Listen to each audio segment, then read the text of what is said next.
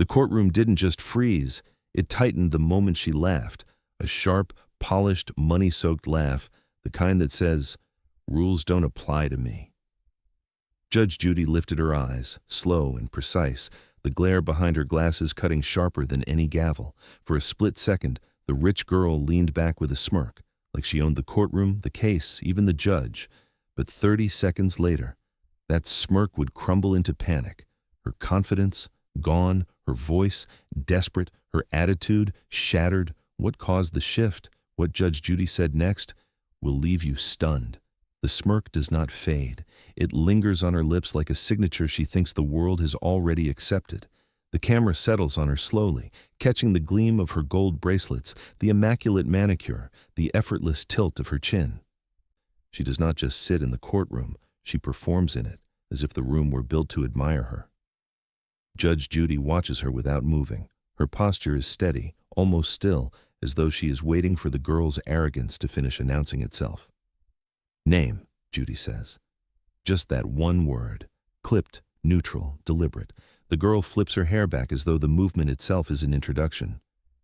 "Christina," she replies, stretching the syllables with the kind of confidence money teaches. "Christina Hale." Her voice floats upward, light and dismissive. The smirk widens, confirming what the room already sensed. She expects this to be easy. She expects to win simply because she cannot imagine any other outcome. Across the aisle, the plaintiff, a quiet college student named Mia, clutches a worn folder against her chest. The cardboard edges are frayed, softened by weeks of handling. Her fingers tremble, not from fear of Judy, but from the weight of what the folder holds. One story told too many times, one debt carried too long. Judy turns her attention toward Mia. "You may begin." Mia opens her mouth, but Christina interrupts with a soft sigh, loud enough to be heard, soft enough to seem unintentional. Judy's eyes shift back to Christina. The look is small, controlled, but it cuts through the air like a warning blade. "Is there a reason you are making noise?" Judy asks. Christina shrugs. "I mean, it is just not that deep," she says, rolling her eyes with practiced grace. "We are talking about a couple $100. I literally forgot about it." Her tone drips with casual superiority. She glances toward the camera, almost posing, as if the whole proceeding were an audition for a show she plans to steal. But Mia's voice breaks through, quiet but steady. "It was my rent money." The room shifts. Even Christina pauses, though she tries to hide it by adjusting her bracelets. Judy leans in half an inch, a movement so small but charged with intention. "In this courtroom," she says, her voice measured, "we respect the story being told, and we follow the rules. My rules." Christina lets out a laugh, soft, arrogant, money-soaked, the exact kind you described in the hook, a laugh that says, "Rules do not apply to me." The smirk returns, brighter than before. Judy does not flinch, she simply lets the silence rise, thickening around Christina like steam building in a closed room. "So," Judy says finally, eyes locked on hers, "you think the rules do not matter?" Christina lifts her chin, still smiling. "For something this small?" "No." The room goes still. Mia swallows hard. Even the bailiff shifts his stance. Judy folds her hands together, calm as a still lake. "If you want to test my patience today," she says quietly, "we can." And the smirk on Christina's face flickers, the smallest crack forming at the edge. The smirk wavers. Not enough for the room to catch it, but enough for Judge Judy to notice. She has seen thousands of faces. She knows when confidence is genuine and when it is stitched together with insecurity disguised as charm. Christina tries to recover, brushing her fingers through her hair, letting the gold bracelets clink like she is resetting the scene to her advantage. But Judy's silence lingers, holding the room in place like a held breath. "Let us continue," Judy says. The tone is not harsh. It is worse, controlled. Mia clears her throat, clutching her folder with both hands now. Her voice shakes at first, but steadies as she speaks. "I loaned Christina the money because she told me she was in an emergency. She said she would pay me back in 2 weeks. Her eyes drop. "That was 8 months ago." Before Judy can respond, Christina cuts in, laughing lightly, waving one manicured hand. "Oh my gosh, it was not like that. I was going through things, obviously, and she knew I would handle it eventually. I literally forgot. People forget things." She says it with a casual shrug. But this time, there is something underneath the nonchalance, like the foundation beneath her tone is uneven. Judy studies her closely. "You forgot?" she repeats. "Yes," Christina answers quickly. Too quickly. "It just slipped my mind." 8 months, Judy says, tapping one finger against the bench. 8 months is a long time for something to slip. Christina opens her mouth, but the words slow.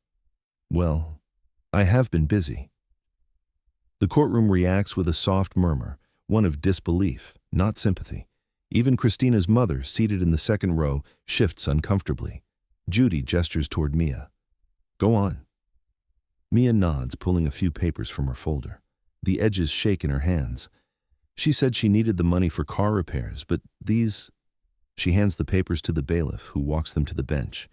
"These are messages she sent after that. Pictures of shopping bags, parties she went to, a trip she took." Christina stiffens. "Those are out of context," she snaps, voice suddenly sharper. "Everyone takes pictures when they go out." Judy does not respond to the tone, only the words. "Do these represent the emergency situation you claimed you were in?" Christina shifts in her seat. Her bracelets no longer sound confident. They rattle.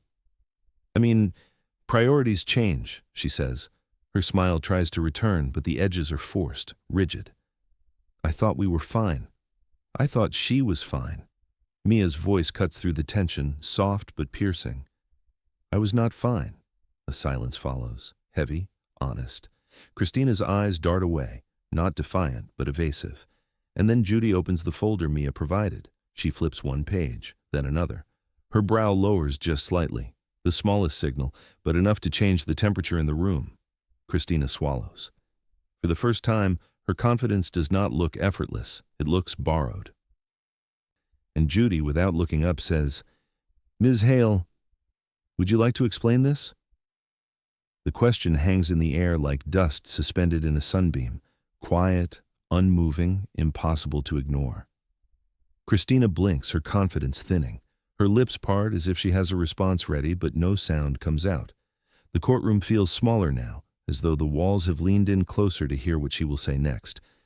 Judge Judy does not rush her. She simply waits, eyes lowered to the papers in front of her, as if the truth is clearer on the page than in the excuses floating around it. I do not know what that is," Christina finally mutters, shifting in her seat. The bracelets that once sang with arrogance now tap nervously against the armrest. Judy turns the page toward the audience. The bailiff steps forward so the cameras can see. Text messages, full conversations, timestamps, promises that were casual, almost flippant, each one a thread pulled from Christina's polished image, unraveling her carefully curated persona. Mia stares at the floor, almost ashamed to have them exposed, but Judy nods for her to speak.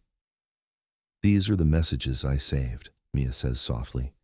"She told me she would pay me back on the 1st of every month. She told me she bought me a thank you gift she never delivered. She said she was getting her life back together when I asked again." Christina scoffs, a desperate, brittle sound. "People exaggerate when they are stressed. Everyone does that. Those texts do not prove anything." Judy lifts her eyes, sharp, calm, cutting through every inch of the courtroom's noise. "They prove a pattern," she says. Christina freezes. That single word, pattern, hits harder than any accusation.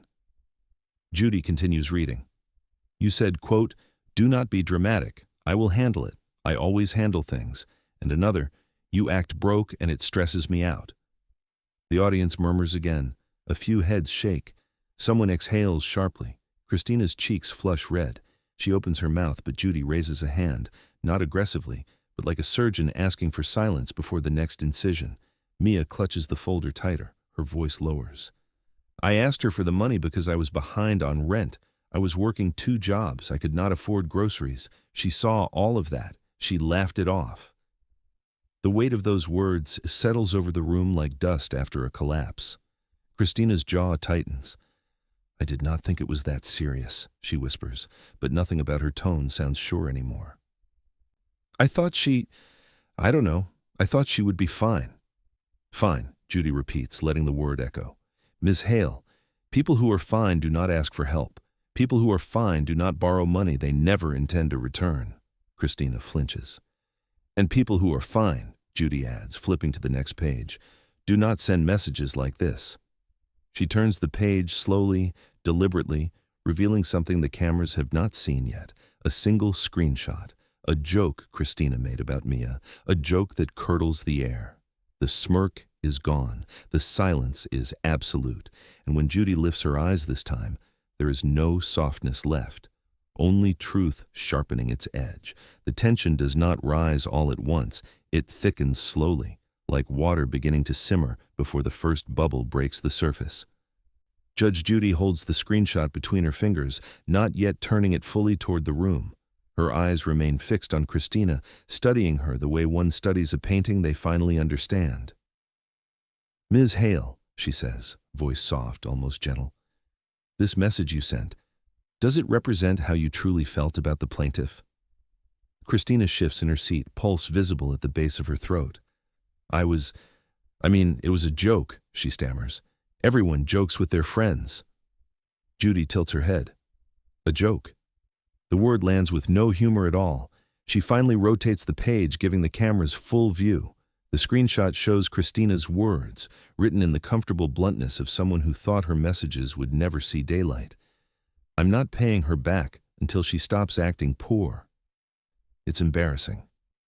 Gasps ripple like a current through the gallery. Even the bailiff looks away, not out of pity, but out of second-hand shame. Christina's smirk evaporates entirely. That was not serious," she insists, voice rising too fast, too loud. "People talk like that when they're venting. You cannot take it." "Ms. Hale," Judy interrupts, her voice level, "you have contradicted yourself." Christina blinks. "What?" Judy lifts a second sheet of paper. "Earlier you said you forgot about the debt altogether, yet this message indicates you were very aware of it, aware enough to withhold payment intentionally." Color drains from Christina's face. I did not mean—" She stops, the words tangle. Mia looks down, eyes glassy, her hands curling around her folder as if grounding herself against a truth she has always suspected but never wanted confirmed. Judy continues, her tone neither angry nor emotional, just factual, precise. "You said you never paid her because you forgot, but your own words show you remembered. You chose not to. That's a choice, Ms. Hale. Not an accident, not stress, not forgetfulness. A choice." Christina's breath turns shallow. "You're twisting it," she tries, but the confidence behind her voice collapses mid-sentence. "It's not, I didn't—" Judy sets the page down. The sound is soft, almost polite, but it echoes through the courtroom like a warning bell. "You may have lied to the plaintiff," Judy says. "You may have lied to your friends. You may even have lied to yourself. But you are not going to lie to me." The words slice through the room. Christina's composure begins to crack like thin glass. Her fingers tremble as she reaches for the armrest, searching for stability that is no longer there. Judy leans forward just slightly, enough for the cameras to catch the meaning, enough for Christina to feel it. "So tell me, Ms. Hale," she says quietly, "which story is the real one?" Christina tries to speak, but nothing comes out. Only a breath that sounds too tight, too small. The silence becomes the answer she cannot give. Judy exhales once, slow and measured, and taps the file with a single finger. "Or," she says, eyes locking onto Christina's collapsing mask, "should I explain the discrepancy for you?" A crack, the first major one, splits straight through Christina's polished facade. For the first time since walking into the courtroom, Christina stops performing. The crack in her facade does not explode. It spreads quietly, like a hairline fracture beneath a glossy surface. Her breath catches, her eyes dart, her fingers clutch the chair as if the plastic beneath her palms is the only stable thing left in the room. Judge Judy lets the silence run its course. She knows silence is where truth takes its first visible shape. "Ms. Hale," she says at last, "are you prepared to address this contradiction?" Christina's throat tightens. I was frustrated," she blurts, voice thin. She kept asking. It felt like pressure. Mia's head lifts at that, disbelief simmering behind her eyes. Pressure? 8 months of carrying someone else's debt, someone else's comfort? Judy notices the shift, and her gaze drops to the next line in the file. "Pressure," she echoes, tapping the paper lightly with her finger. This message was sent the same night you posted photos from a luxury dinner. Christina's breath slips unevenly. Everyone goes out sometimes, she deflects, but the words lack their former shine. And the weekend trip, Judy continues, the shopping spree? She lifts another page, each item a mirror held up to Christina's choices. Tell me, Ms. Hale, when exactly did repaying your debt become less important than maintaining your lifestyle? Christina swallows so hard the microphone catches it. It wasn't about lifestyle, she whispers. Then what was it about? Christina looks down, then up, then away.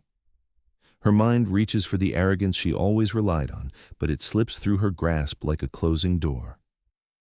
Finally, she tries a new strategy, desperation disguised as sincerity. I wasn't trying to hurt her, I just needed space. I didn't think it mattered that much. A ripple moves across the courtroom, quiet outrage, growing empathy for Mia, and a dawning sense that Christina is no longer in control of the narrative. Mia's voice enters the space, soft but steady. You told me the repair bill was urgent. You cried on the phone. Christina stiffens. I was stressed. You were at the mall an hour later. The words hit like a physical blow. Even Christina's mother bows her head, unable to defend any part of this. Judge Judy closes the folder slowly, not to soften the moment, but to sharpen it. Ms. Hale, she says, tone lowering, you manipulated her compassion.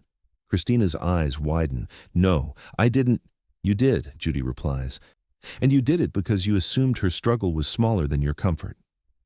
The panic finally reaches her eyes, real, unfiltered, unpolished. She is not losing control of the case. She is losing control of herself. Judy rests her hands on the bench, her voice carrying the weight of truth that cannot be outrun. This is not forgetfulness. This is intention. Christina opens her mouth, but nothing forms, only a tremor. And intention, Judy says, has consequences. The girl grips the sides of her chair, her manicured nails digging into the plastic. She realizes, maybe for the first time, the rules she mocked are no longer bending for her. They are closing in. The microphone catches it first, the quiet, uneven hitch in Christina's breathing. Not fear, not yet, but something close. Something she has spent years outrunning with laughter, money, and perfectly timed eye rolls. Judge Judy slides another page from the folder, this one crisp and unmistakably intentional. Papers do not lie, and this one is about to speak louder than Christina ever has.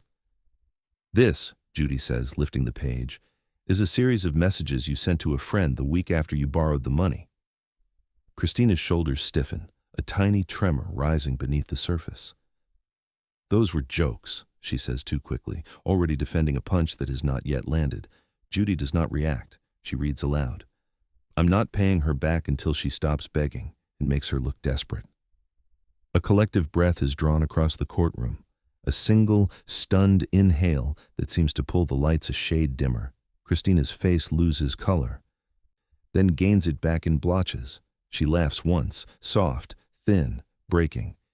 People exaggerate. I was venting. You can't just... Stop, Judy says, raising one measured finger. Christina freezes. The room freezes with her.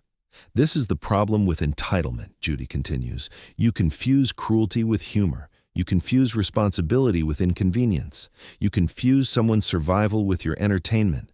Every word lands with precise weight. They do not need volume. They have truth. Mia looks down, her bottom lip trembling, not from weakness, but from the ache of finally hearing the truth spoken aloud by someone who cannot be dismissed. Christina's eyes dart toward her mother in the gallery, silently begging for backup. But her mother only averts her gaze, as if seeing her daughter clearly, maybe for the first time.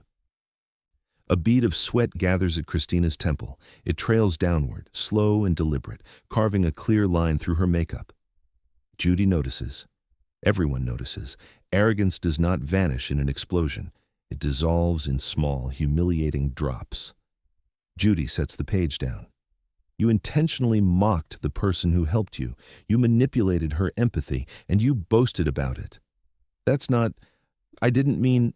Christina's voice cracks. The panic that began as a flicker now burns bright behind her eyes. I wasn't trying to be cruel. Then what were you trying to be? Judy asks. Because this, Ms. Hale, is not forgetfulness. This is choice. This is character. The words hang in the air, too heavy to dodge. Christina grips the edge of the table, fingertips whitening, breath shaky. She looks like she might speak, but the words stay trapped in her throat. Judy leans back, folding her hands. We are not done, not even close. The sentence lands like a gavel. A tremor runs through Christina's chest. Sweat gathers again, not from heat, but from the realization that no performance, no charm, no practiced smirk can save her now. The courtroom sits in breathless silence, and that is when the real unraveling begins. If you were sitting in that courtroom, what would you do? Stay silent or speak up? The air in the courtroom feels different now, tighter, narrower, as if the walls have taken sides. And they have. The weight of the truth has shifted the entire room toward Judge Judy, and Christina can feel the imbalance pressing against her skin. She wipes her forehead quickly, pretending it is just warm under the lights. But everyone sees the truth she cannot hide anymore. Arrogance is starting to sweat. Ms. Hale, Judy says, her tone steady, you will not interrupt again. Do you understand? Christina nods, small and shaky. Yes, Your Honor. The shift is subtle but seismic. The girl who strolled in with a smirk now answers like a student standing in front of a disappointed teacher. Her shoulders curl inward, her voice fractures at the edges. Judy continues, the rules are not suggestions. They are boundaries. You will follow them. Christina tries to sit upright, tries to reclaim an echo of her earlier posture, but the attempt collapses halfway. Her back stays curved, her chin lowered, her eyes darting anywhere but toward the bench. Mia glances at her, not with satisfaction, but with a quiet, unsettled sympathy. The kind a person feels when witnessing someone finally confront the mess they made with their own hands. Judy notices the look and turns to Mia. You may continue. Mia nods, gathering courage like breath in her lungs. When she stopped responding, I assumed something was wrong, she says. I checked her social media. She was traveling, shopping, celebrating. Christina winces, not because of the words, but because of the murmurs spreading through the gallery like a low tide. Judy raises a hand. The room goes silent instantly. Ms. Hale, she says, is there anything in that statement you wish to challenge? Christina hesitates, lips trembling. She starts to speak, then stops, remembering the warning. No, she whispers. It's true. Her mother shifts in her seat, pressing a hand to her mouth. Shame and disbelief ripple across her face, a mixture that stings far more than any legal penalty. Christina notices. The sight hits her like an unexpected blow. Her breaths quicken. Look at me, Judy says. Christina raises her eyes.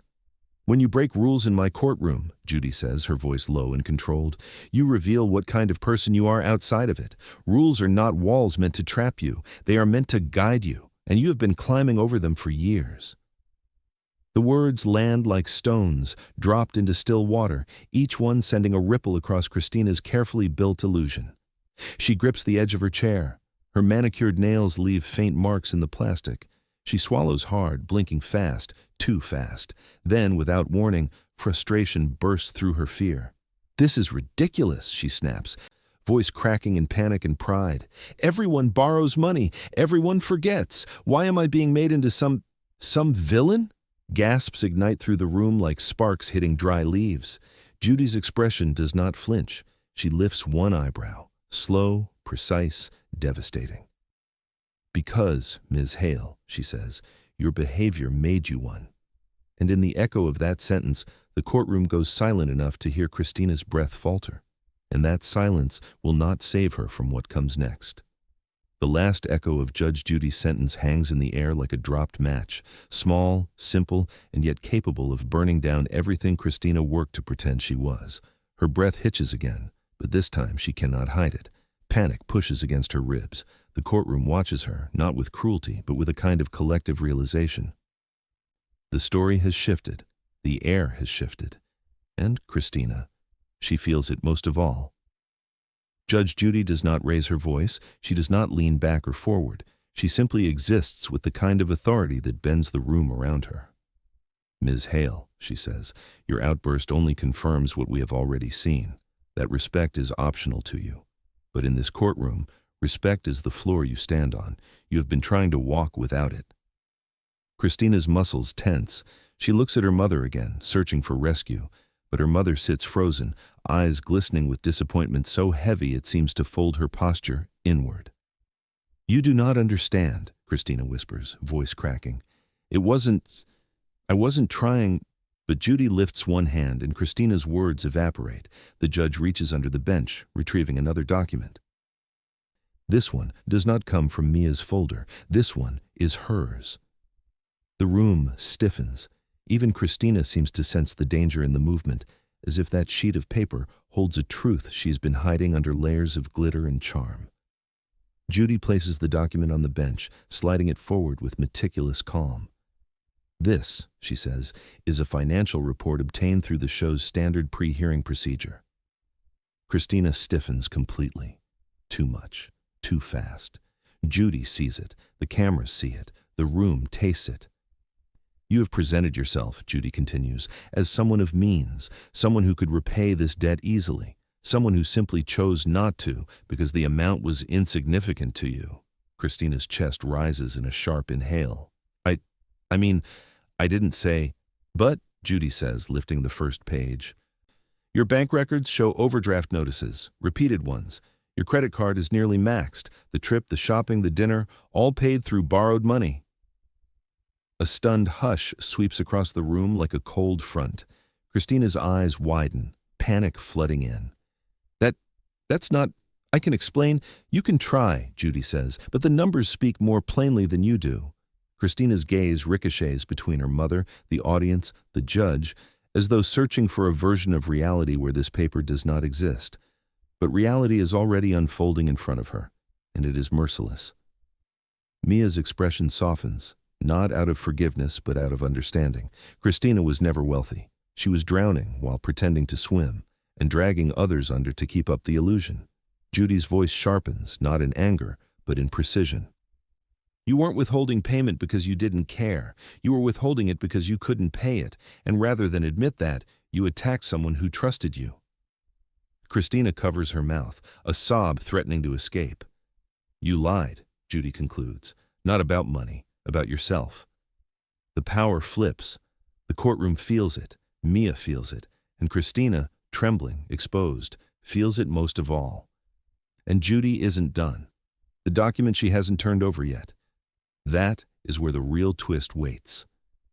The room falls into a heavy, almost sacred stillness, the kind that only forms when truth finally stops hiding.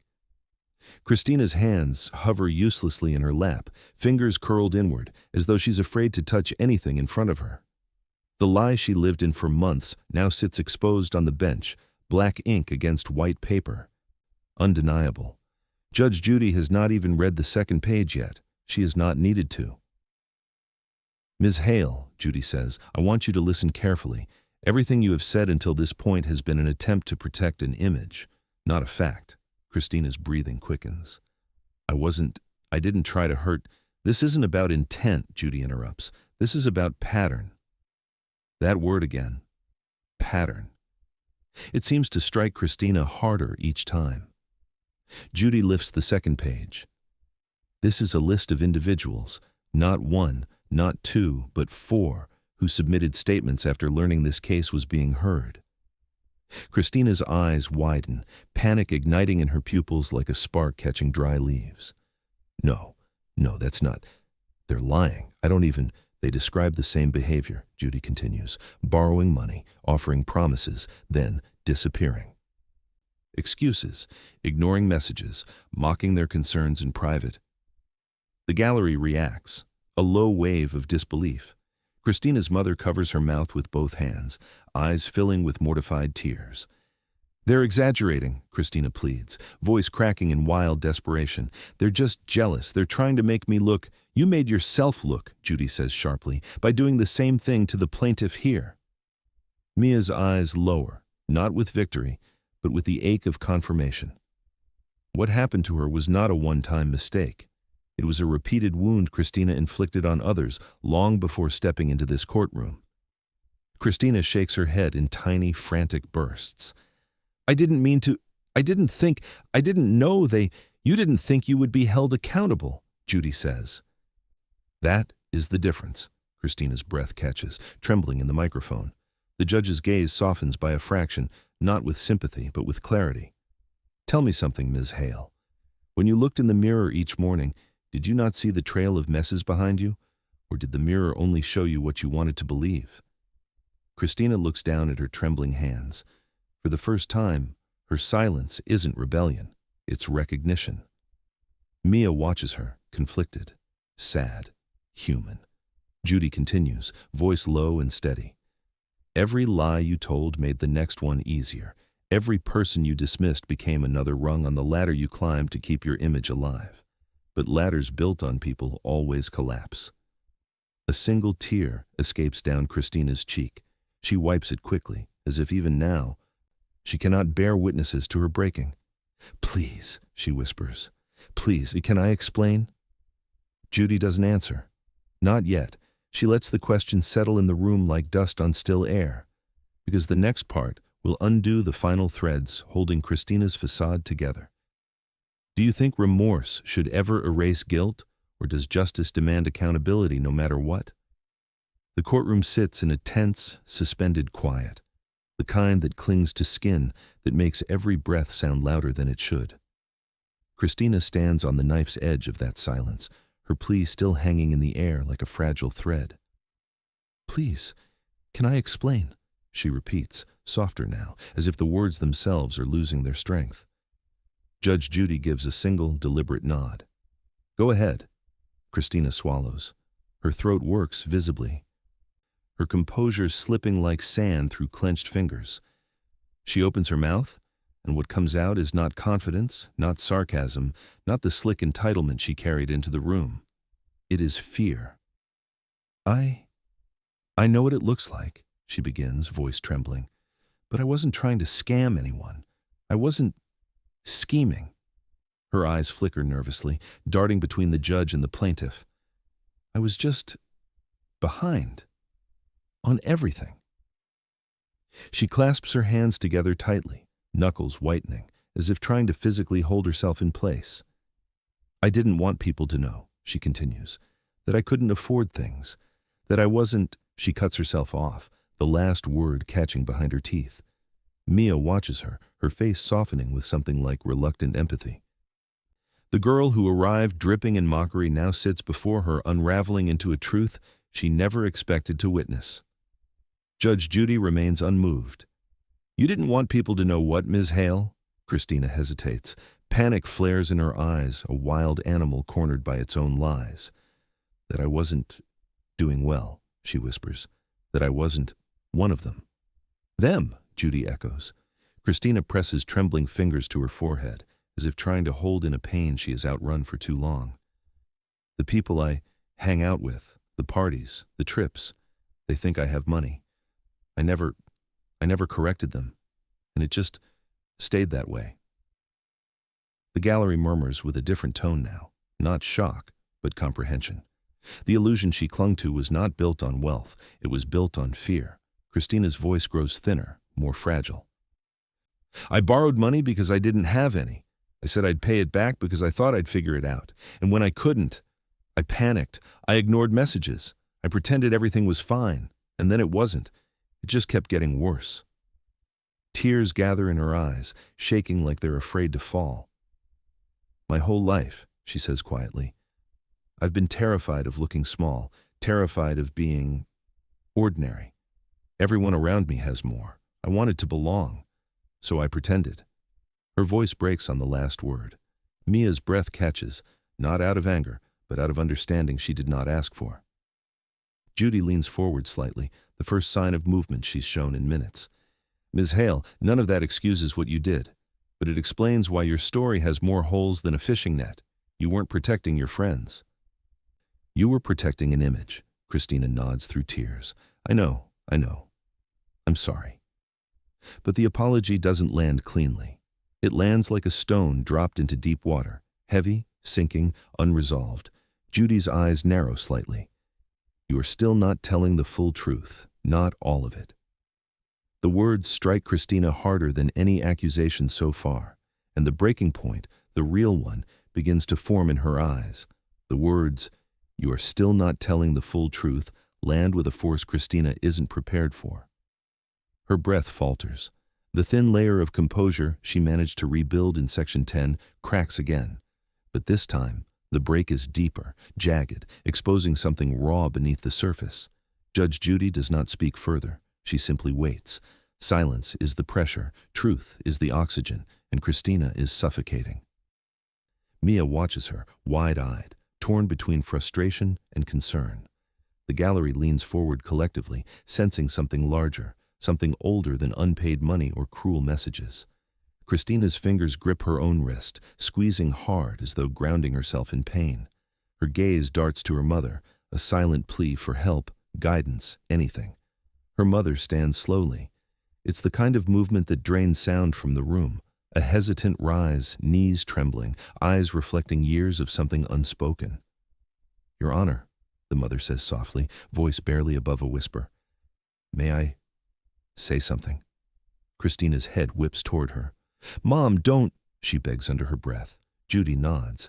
"Go ahead." The mother swallows, hands trembling in front of her. She doesn't do these things because she's cruel, or because she feels superior. Her eyes flicker toward her daughter, a look heavy with heartbreak. She does them because she's terrified. Christina closes her eyes, a slow, painful shut, as if the truth sears. Her mother continues, voice fraying at the edges. When she was growing up, everything was competition, everything was comparison. Her father, she stops, swallowing hard. He made her believe she wasn't enough unless people admired her, unless she was the best, the prettiest, the most impressive. She learned to lie early, not to hurt others, but to survive what she thought she had to be. Judy studies Christina's face, the way the edges crumble, the way the truth carves through her expression like light breaking through a storm cloud. Christina finally exhales, a long, shuddering breath that carries years of weight. "I didn't want anyone to know I was struggling," she whispers, "because if they knew, I thought they'd leave." Her voice cracks. A tear breaks free, sliding down her cheek despite her efforts to blink it away. "I thought if people saw the real me, not the girl with the clothes or the friends or the trips, they'd treat me like I didn't matter." She looks down. "Like my dad did." A stunned quiet swallows the room. She wipes her face with trembling fingers. "So I faked it. All of it. The lifestyle, the attitude, the confidence. I thought if I borrowed enough sparkle, I'd eventually glow for real." Her voice collapses on the last word. "But all I did was hurt people." Even Mia's breath shakes, not in anger now, but in recognition of the humanity unveiled before her. Christina looks at her, fully, for the first time since the case began. "I'm sorry," she says, voice fragile, breaking. "I really am."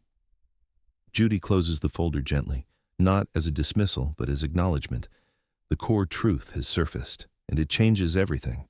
Because Christina's worst lie wasn't about money. It was about who she was. And now, everyone finally sees her. The confession doesn't echo. It sinks. It settles into the wooden floors, into the waiting silence, into every corner of the courtroom that had once watched Christina with judgment. Now the room watches with something heavier, quieter, understanding perhaps, or the ache of seeing someone finally stop running. Christina sits hunched forward, elbows on her knees, face hidden behind shaking hands. Her breath comes unevenly. Each exhale, a small collapse of the persona she spent years constructing. Mascara clings to her lashes in trembling clumps. The expensive jewelry on her wrist no longer glitters. It weighs. Across the aisle, Mia holds her folder against her chest. It looks smaller now, less like armor and more like memory. Her expression is unreadable. Hurt, yes, but also something softer, something reluctant. Empathy is a quiet thing, but it shows. Judge Judy lets the silence live for a few seconds, not to punish, but to let truth breathe in its new form. When she finally speaks, her voice is steady, low, and purposeful. "Ms. Hale," she begins, "do you understand the impact of your choices? Not the excuses, not the fear, the impact. Christina nods, wiping her face, but she doesn't lift her eyes. Yes, she whispers. Look at me. It takes a moment, but she does. Her eyes are swollen, red, vulnerable in a way that strips the last remnants of arrogance from her. When you deceive someone who trusts you, Judy says, you don't just take their money. You take their sense of safety. You take their belief in people. Christina's lips tremble. I know, she says, voice small. I know I hurt her. Mia inhales sharply, clutching her folder a little tighter. And you hurt yourself, Judy continues. Every lie you tell digs the hole deeper until one day you can't climb out. Christina closes her eyes, a fresh tear slipping down. I didn't mean for any of this to happen, she whispers. Intention does not erase consequence, Judy replies calmly. It never has. The words land with gentle finality, not a strike, a truth placed carefully in front of her. Christina turns her head toward Mia, hesitant, timid, like a child bracing for rejection. I'm sorry, she says again, voice faint but real. I didn't know how to stop. I didn't know how to be honest without feeling small. Mia's throat bobs. When she finally speaks, her voice is soft but steady. You didn't make me feel small, she says. You made yourself feel big at my expense. Christina flinches, but she nods. I know. The room goes still. Heavy, human. Judge Judy folds her hands. We're not finished, she says. There is still the matter of consequence. Christina straightens, bracing herself, her breath stalling in her chest. Whatever sympathy the room feels now won't erase what must come next, because collapse is one thing. Rebuilding, that costs something too, and Judy is about to name the cost. The gavel hasn't fallen yet, but Christina already feels the weight of it trembling above her. The judgment hangs in the space between them, not cruel, not triumphant, just true. But truth alone is never the end. It always leaves something behind, something to confront. Mia steps forward slowly, her fingers tightening around her folder as if the worn cardboard might anchor her to steadiness. Her voice emerges soft, trembling in a way that feels painfully honest. Judge, Mia says, swallowing. I'd like to say something. Directly to her. Christina lifts her head, startled by the unexpected courage in the plaintiff's voice. She blinks rapidly, trying to compose herself, but the tears still gather in the corners of her eyes, refusing to fall, refusing also to disappear. Judy nods. You may. Mia exhales, a slow, shaky breath that releases months of hurt. When she speaks, the words do not cut. They don't even rise sharply. They break, softly, gently, like someone trying to lift something heavy without dropping it. I trusted you, Mia begins. Not because I had a lot, but because I didn't. And trusting you felt safe back then. Christina's chin quivers. Her grip tightens on the edge of the table. I thought helping you made me a good friend. I thought it mattered. Mia's voice cracks. And when you ignored me, when you made jokes about me, it wasn't just the money. It was like I didn't matter, like I was invisible. Invisible. The very fear that drove Christina to build her glittering facade. Christina's breath stumbles. A tear finally slips down. Mia looks straight at her, steady, brave in a way Christina never expected. I don't want to punish you. I don't want to see you hurt. I just needed you to see me. Christina's hand rises instinctively, as if reaching for something she can't quite touch.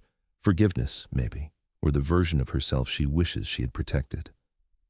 I'm sorry, Christina whispers. I know that doesn't fix it, but I am. Mia nods slowly. It doesn't fix it, but it matters. The words soften the room's edges. Even the gallery seems to exhale, absorbing the fragile exchange with something approaching reverence.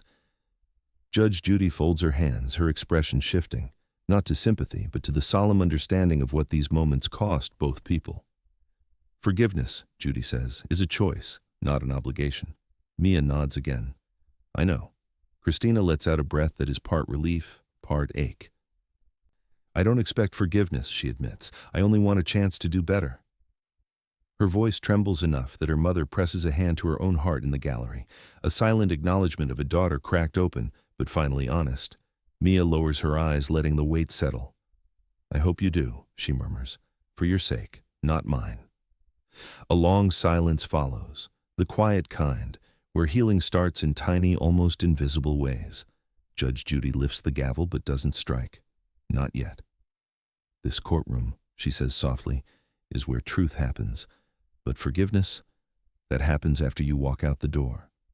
Christina breathes in, shaky. Mia breathes out, steadier.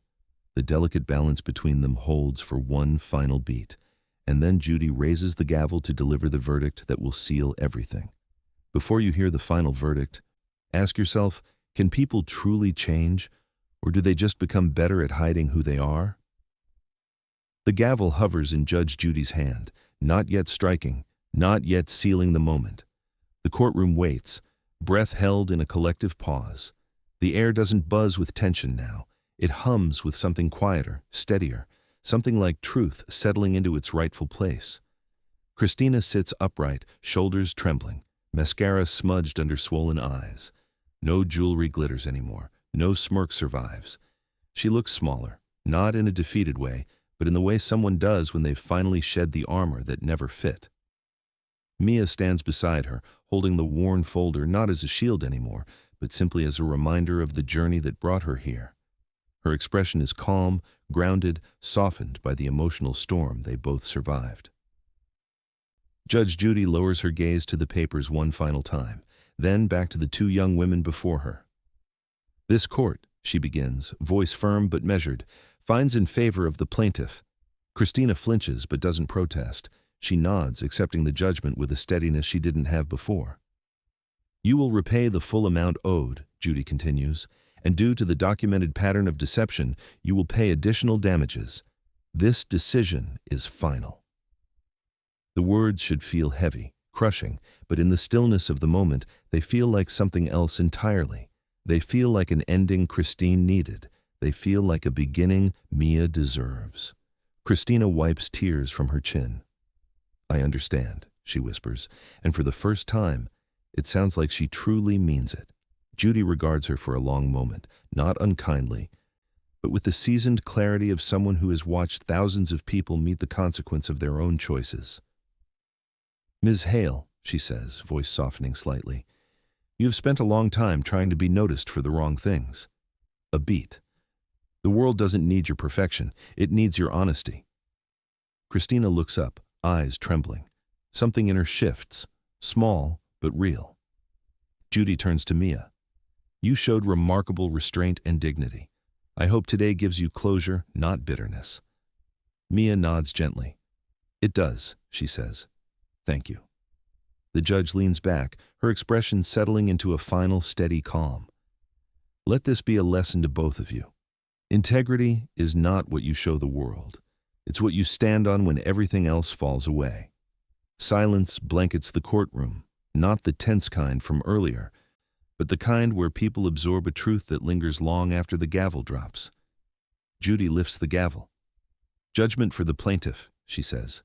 The sound cuts the air cleanly, decisively. Christina exhales, a long, quivering breath, like someone who has finally stopped running. Her mother steps forward, placing a hand on her daughter's shoulder. This time, Christina doesn't shrug it off. She lets herself be held. Mia gathers her folder. She looks at Christina one last time, not with resentment, but with an understanding shaped by everything they endured. Christina whispers, I will do better. Mia nods once. I hope so.